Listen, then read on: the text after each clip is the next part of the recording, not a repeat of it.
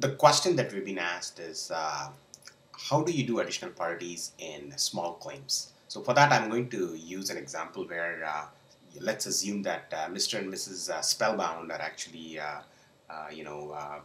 suing Mr. and Mrs. Patel. So Mr. and Mrs. Spellbound are the plaintiff, and Mr. and Mrs. Patel are the defendant. And how do we actually do that in ULaw? Now let me first create a matter. So I'll click on matter, go to the matter window, and I'm going to say Spellbound versus Patel.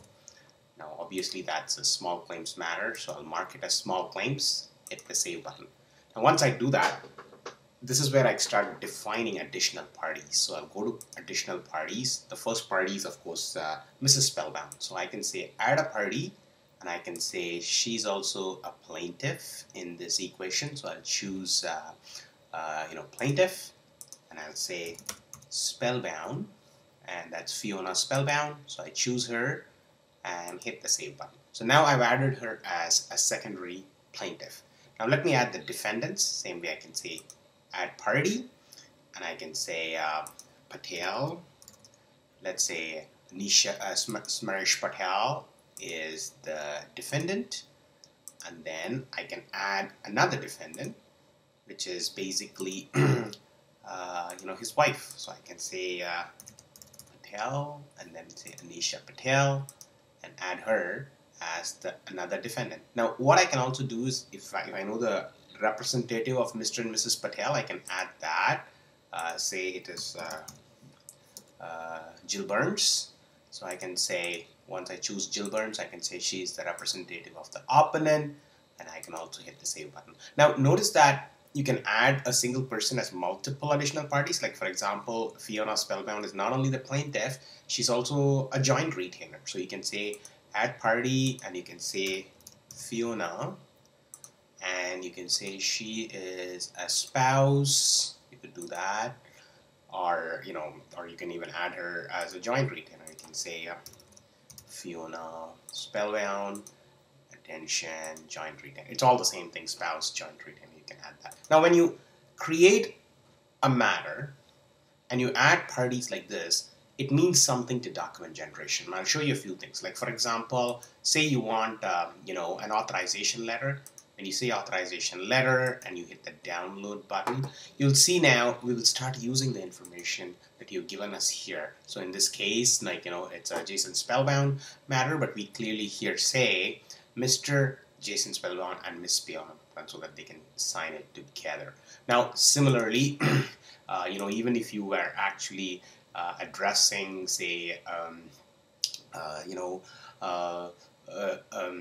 a business letterhead or a master letterhead, same thing will happen. We'll start using the two, because they're either addressed as a spouse or joint retainer. And I did both in this matter, but it does not, you can actually do one and it'll still understand. Now let me go to small claims. That's where things really start getting interesting.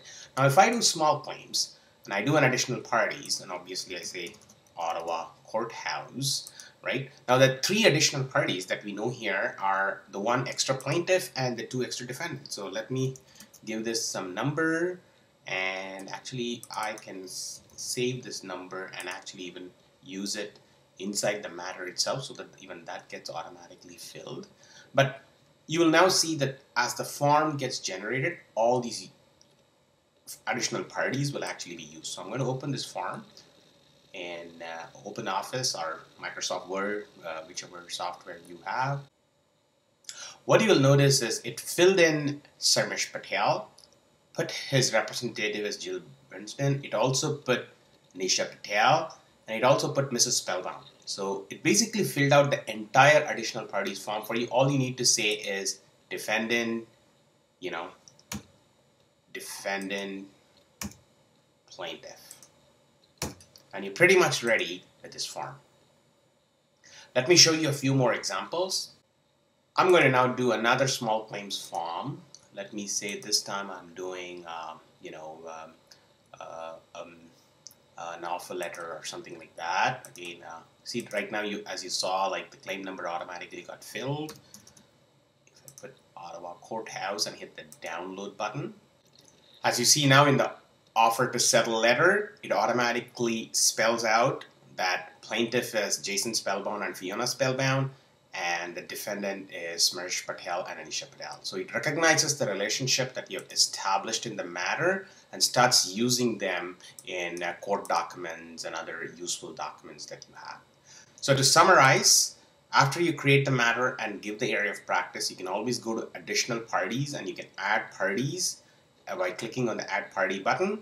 And when you do that, all documents that you will generate will now start deriving meaning out of additional parties.